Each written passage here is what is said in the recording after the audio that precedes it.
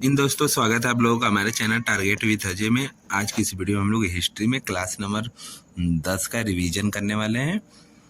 आज की इस वीडियो में हम लोग तुगलक वंश के अंतर्गत मोहम्मद बिन तुगलक के बारे में पढ़ने वाले हैं। मोहम्मद बिन तुगलक की बात करते हैं तो मोहम्मद बिन तुगलक का कार्यकाल 1325 ईस्वी से 1351 ईस्वी तक चला था। और नेक्स्ट बात करते हैं कि दिल्ली सल्तनत का सबसे शिक्षित शासक यही मोहम्मद बिन तुगलक था। यह दिल्ली सल्तनत का सबसे शिक्षित शासक किस लिए था?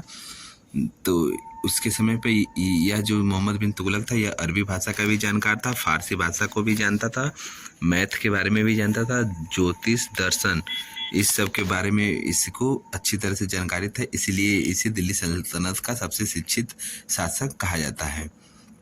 और इसे मोहम्मद बिन तुगलक को रक्त पिपासु भी कहा जाता है। और इस मोहम्मद बिन तुगलक के बचपन का नाम मलिक फखरुद्दीन था।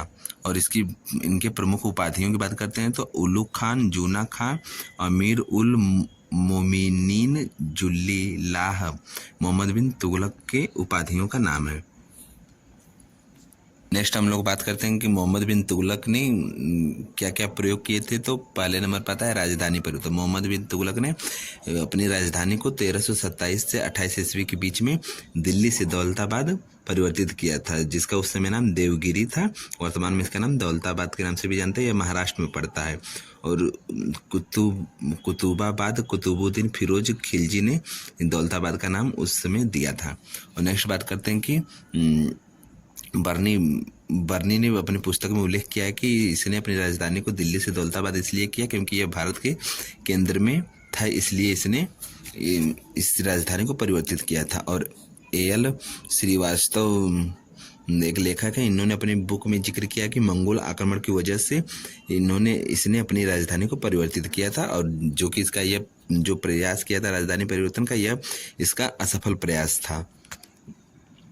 नेक्स्ट हम लोग बात करते हैं कि सांकेतिक मुद्रा का चलन 1329 से 30 ईस्वी के बीच में इसने सांकेतिक मुद्रा को भी चलाया था, जिसमें से मुद्रा का नाम टंका और जिंतल था। टंका जो था यह चांदी का बना हुआ था और जो जीतल था यह तांबे का बना हुआ था। और यह भी इसका असफल प्रयोग रहा। खुरसान अभियान मोहम्मद बिन तुगलक के समय खुरसान अभियान 1330 से 31 ईस्वी के बीच में हुआ था। और यह खुरसान अभियान जो था यह इराक पर विजय प्राप्त करने के लिए किया गया था, लेकिन यह भी इसका प्रयास असफल रहा था। और मंगोल आक्रमण 1328 से 29 ईस्वी के बीच में हुआ था मोहम्मद बिन तुगलक के समय पे। नेक्स्ट हम लोग बात करते हैं कि कराचील अभियान।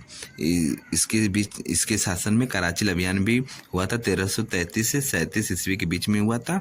इसका पहले नाम कुर्मांचल था, जो कि कुमायूं में पड़ता है, हिमाचल प्रदेश में है यह।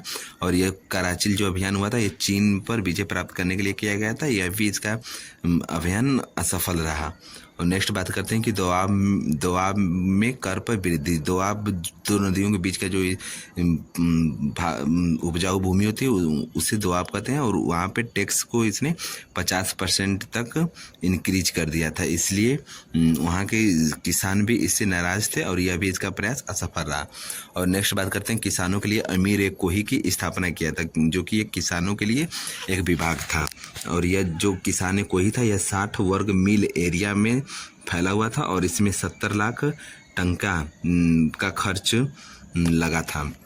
नेक्स्ट बात करते हैं कि मोहम्मद बिन तुगलक ने सिक्कों पर कलमा खुदवाना बंद कर दिया। कलमा खुदवाने का अर्थ है कि अपनी प्रशंसा जो कि सिक्कों पे लिखकर बतलाते थे राजा महाराजा, इसने उसे बंद कर दिया था। और 1337 में नगरकोट विजय प्राप्त किया था।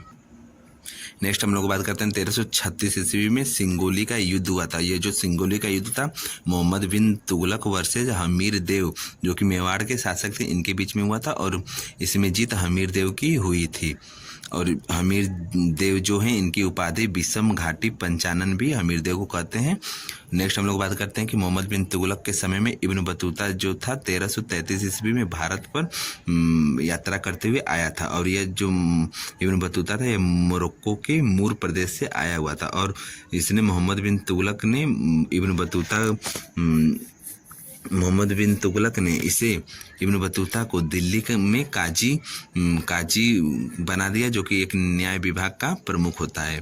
और नेक्स्ट बात करते हैं कि 1342 ईस्वी में इसने अपना दूत बना करके चीन में भेजा था इब्न बतूता को, मोहम्मद बिन तुगलक ने भेजा था।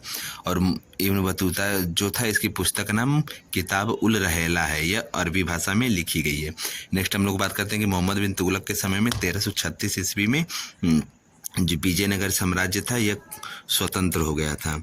ये जो विजयनगर साम्राज्य था, इसके संस्थापक की बात करते हैं तो हरिहर एवं बुक्का विजयनगर साम्राज्य के संस्थापक हैं, और इनकी राजधानी हम्पी थी। और हरिहर एवं बुक्का जो थे, इनके गुरु का नाम विद्याधर था।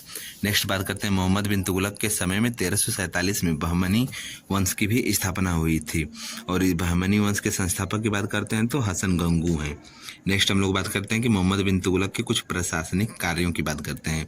तो इसमें से इसने कुछ प्रमुख नियुक्तियां की थी। तो उसमें से मलिक फिरोज जो था, इसे नायाब बरबक का पद बनाया था, जो कि उप बरबक था, यानी कि बरबक जो पद था उसका यह सलाहकार था। नेक्स्ट बात करते हैं कि बयाज खिलजी जो था, इसे लखनऊती का राज्यपाल नियुक्त किया था। और कमलुद्दीन जो था, इसे सद्र ए जहां का हेड बनाया था। नेक्स्ट बात करते हैं सिहाबुद्दीन जो था, इसे दीवान मुस्तखराज जो कि वित्त विभाग था, इसका हेड बनाया था।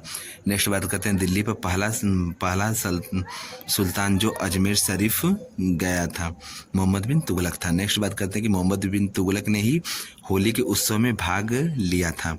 और नेक्स्ट बात करते हैं इसने गायों के लिए गौशाला का भी निर्माण कराया था, जो कि दिल्ली सल्तनत का पहला शासक था ऐसा करने वाला।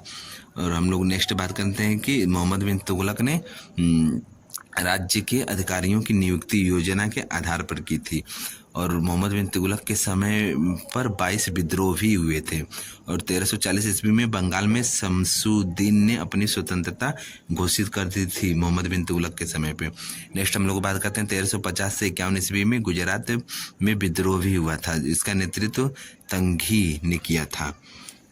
नेक्स्ट हम लोग बात करते हैं कि 20 मार्च 1351 में थट्टा के निकट मोहम्मद बिन तुगलक की मृत्यु हो गई थी, तंघी से युद्ध के दौरान हो गई थी। और नेक्स्ट बात करते हैं कि बदायूनी ने लिखा है कि सुल्तान, इसकी मृत्यु के बाद बदायूनी ने लिखा है कि सुल्तान को उसकी प्रजा से और प्रजा को सुल्तान से मुक्ति मिल गई। इस प्रकार जाकर के मोहम्मद बिन तुगलक की मृत्यु हो गई। और आज के इस लेक्चर में इतना ही था। हम लोग मिलते हैं नेक्स्ट वीडियो में। आप लोगों को यह वीडियो कैसा लगा कमेंट में जरूर बताइएगा। जिनको भी ये PDF चाहिए टेलीग्राम चैनल पे अपलोड है, आप लोग वहाँ से डाउनलोड कर लीजिएगा। मिलते हैं नेक्स्ट वीडियो में। धन्यवाद।